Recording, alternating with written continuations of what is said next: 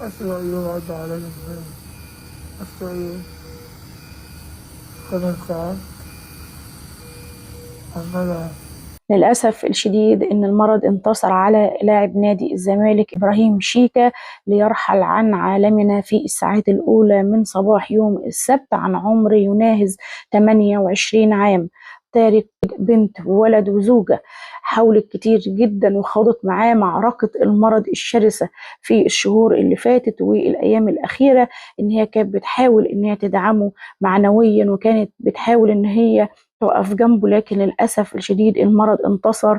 والنهاردة في الساعات الأولى من يوم السبت رفع إيده وتشاهد بعد ما ودع عيلته وأسرته ووصاهم على ولاده الاتنين. يمشي حاول كتير جدا إن هو يطلب من المقربين له يدعموه ماديا ومعنويا ويقفوا جنبه، وخرج في لقاءات وعمل فيديوهات. وزوجته يعني كانت معركة شرسة جدا، لكن للأسف الشديد اتوفى النهارده وبينهوا الاجراءات، وهيتم دفنه في مسقط راسه. وهنتابع معاكم ان شاء الله باذن الله الدعاء له بالرحمه والمغفره، وان يلهم اهله وذويه الصبر والسلوان، ويلهم ولاده الصبر والسلوان.